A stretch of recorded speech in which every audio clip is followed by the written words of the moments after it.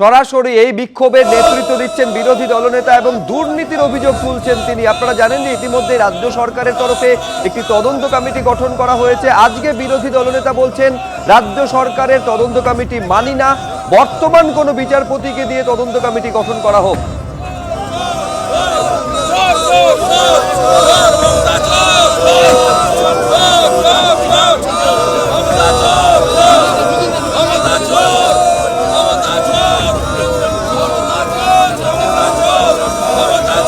মেলে তো আমাদের সম্পত্তি নষ্ট হয়েছে, আমরা দেখতে যাব না? এই এসআইটি এবং এক্স জাস্টিস রিটায়ার্ড জাস্টিস অসীম রায়ের নেতৃত্বে কমিটিকেই আমরা মানি না, সেই কারণেই কোর্টে গেছি।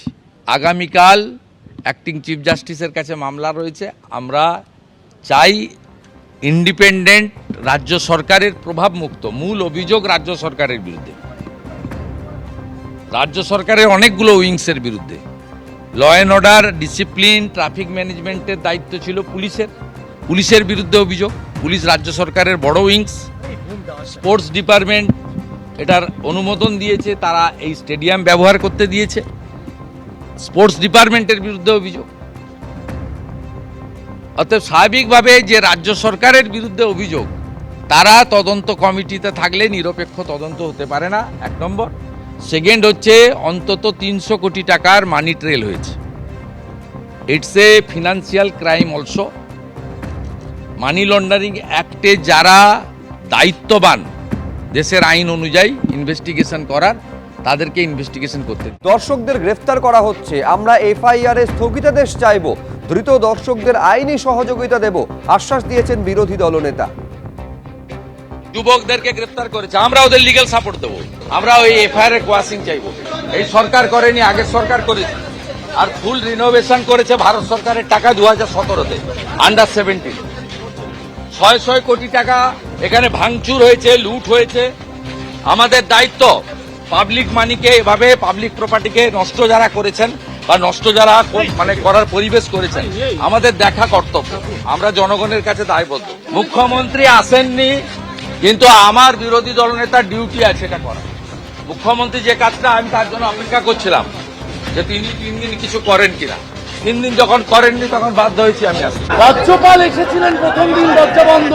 বিরোধী দলনেতা এলেন, দরজা বন্ধ। আমরা এসেছি 30 জন এমএলএ, আমাকেও ঢুকতে দেয়, আমরা ঢুকতে দেয়নি। ওদের অফিসের লোকরা অফিস বন্ধ করে পালিয়ে। বিধানসভার বিরোধী দলনেতা হিসেবে ওনার কিছু বলার থাকে, উনি বিধানসভায় প্রস্তাব আনুন না শীতকালীন অধিবেশনে, বারণ তো কেউ করেনি। আর যে শুভেন্দু অধিকারী এত বড় বড় কথা বলছেন, বলছেন, আপনার মুরদ হবে। অরূপ বিশ্বাস তো করে দেখিয়েছেন যে নিরপেক্ষ তদন্তের স্বার্থে নিজে থেকে ইস্তফা দিতে চেয়েছেন, যাতে তদন্তে কোনো প্রভাব না থাকে, মানুষের স্বার্থে সঠিক সত্যগুলো সামনে আসে। এখানে একটা দুঃখজনক ঘটনা, কিন্তু এখানে তো এই ধরনের কোনো মানে ক্যাম্পেনের মতো ঘটনা ঘটেনি, এখানে তো কোনো জঙ্গি আক্রমণ ঘটেনি, কিন্তু মানুষ খেলা ভালো করে দেখতে পারেনি, মেসিকে ভালো করে দেখতে পারেনি। তার জন্যই ক্রীড়ামন্ত্রী নিজে থেকে পদত্যাগ করেছেন। শুভেন্দু অধিকারী হিম্মত হবে? নারদার ঘুষখোর, সারদার তোলাবাজ শুভেন্দু অধিকারী, খবরের কাগজে মুড়ি যাকে টাকা তুলতে দেখা গেছে, বিজেপি যার বিরুদ্ধে ইস্তফা দাবি করেছিল, শুভেন্দু অধিকারী হিম্মত হবে আমার বিরুদ্ধে সিবিআই পুনরায় এনকোয়ারি চালু করুক? আমি নিজে বিরোধী দলনেতা হিসাবে আমি চাইছি যেন সিবিআই স্বচ্ছতার সাথে তদন্ত করে নারদার ঘুষখোরের তদন্ত। শুভেন্দু অধিকারী যদি হিম্মত হয়, যদি সত্যি সত্যি শুভেন্দু অধিকারী ন্যায় নীতির পরাকাষ্ঠ হয়ে থাকেন, দাবি তুলুন না, দেখি বাংলার মানুষ, দেশের মানুষ দেখতে চায়। যুব ভারতী কাণ্ডে তৃণমূলকে পাল্টা আক্রমণ অশোক দিনদার। আমরা কি সেলফি তুলেছিলাম নাকি? প্রমাণ দেখাতে পারবে শাসক দল? সরব হয়েছে নেই বলে ময়নার বিজেপি বিধায়ক ও প্রাক্তন ক্রিকেটার অশোক দিনদার। তৃণমূল কংগ্রেস বলছে যে অশোক দিনদার এটা কি টিএমসি প্রোগ্রাম ছিল নাকি? আমি আসতে পারি না নাকি? আর আমি কি মেসির সাথে আমার ছবি দেখাতে পারবে?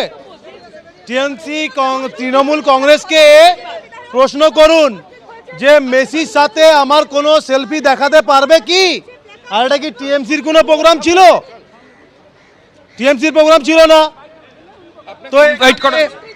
এখানে ইনভাইট করলা, কে করেছে, কি টিকিট কোথা থেকে পেয়েছি, সেটা আমার কৈফিয়ত ওদেরকে দেবো কেন? যুব ভারতী কাণ্ডের তদন্তে আরো 4 জনকে নিযুক্ত করলো এসআইটি। যুব ভারতী ক্রীড়াঙ্গনে বিশৃঙ্খলার জন্য কারা দায়ী তার তদন্ত করবে এই স্পেশাল ইনভেস্টিগেশন টিম। তদন্ত কমিটিতে ডেপুটি কমিশনার থেকে ইন্সপেক্টর পদমর্যাদার অফিসার। বিধাননগর দক্ষিণ থানায় দায়ের হওয়া জোড়া এফআইআর এর তদন্ত করবে এই বিশেষ তদন্তকারী দল। এসআইটিতে অন্তর্ভুক্ত করা হবে কলকাতা ও রাজ্য পুলিশের আরো কয়েকজনকে বলে সূত্রের খবর পাওয়া যাচ্ছে।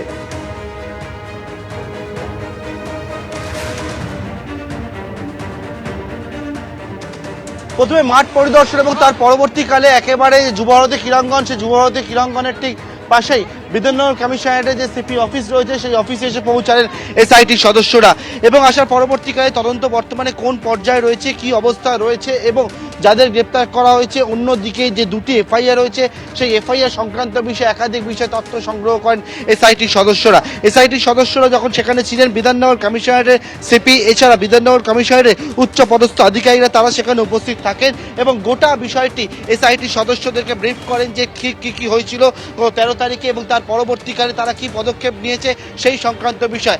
একাধিক যে প্রশ্ন এসআইটি সদস্যরা তারা কিন্তু করেন যে গত 13 তারিখে যুবভারতী ক্রীড়াঙ্গনে ঠিক কী পরিস্থিতি তৈরি হয়েছিল, কেন এমন পরিস্থিতি হলো, কিভাবে গোটা বিষয় এত লোক ভেতরে প্রবেশ করলেন, সেই সমস্ত একাধিক বিষয় কিন্তু জানতে চান বলে জানতে পারছি। এবং ইতিমধ্যে এসআইটির সদস্যরা প্রথমে হচ্ছে যুবভারতী ক্রীড়াঙ্গন পরিদর্শন এবং তার পরবর্তীকালে একেবারে যে সিপি অফিসে গিয়ে বৈঠক করলেন এবং তারপর তারা সেখান থেকে বেরোলেন এবং আগামী দিনে যে তথ্য সংগ্রহ করেন সেই তথ্যের উপর ভিত্তি করে কিন্তু গোটা বিষয় খতিয়ে দেখবেন এসআইটির সদস্যরা। ক্যামেরা উজ্জ্বল ঘোষের পার্থপ্রতিম ঘোষ, এবিপি আনন্দ, কলকাতা। যুবভারতী কাণ্ডে ডিজিপি রাজীব কুমার বিধাননগরের সিপিকে শোকজ করেছে রাজ্য সরকার। রাজ্য পুলিশের ডিজি রাজীব কুমারকে শোকজ করা হয়েছে, আজকের মধ্যে জবাব তলব করা হয়েছে। বিধাননগরের সিপি মুকেশ কুমারেরও আজকের মধ্যে জবাব তলব করা হয়েছে। তদন্ত কমিটির রিপোর্ট অনুযায়ী রাজীব কুমারকে শোকজ করা হয়। বিধাননগরের ডিসিপি অনিশ সরকারের বিরুদ্ধে বিভাগীয় তদন্তের নির্দেশ দেওয়া হয়েছে। দায়িত্বে গাফিলতির অভিযোগে অনিশ সরকারের বিরুদ্ধে বিভাগীয় তদন্ত চলবে, আর এই তদন্ত শেষ না হওয়া পর্যন্ত ডিসিপি অনিশ সরকার সাসপেন্ডেড থাকবেন। ক্রীড়া দফতরের প্রধান সচিব রাজেশ কুমার সিনহাকেও শোকজ করা হয়েছে। যুবভারতীর দায়িত্ব থেকে সরানো হয়েছে অবসরপ্রাপ্ত আমলা দেবকুমার নন্দনকে। যুবভারতী ক্রীড়াঙ্গনের সিইও দেবকুমার নন্দন, তাকে পদ থেকে সরিয়ে দেওয়া হয়েছে। এবিপি আনন্দ, এগিয়ে থাকে, এগিয়ে রাখে।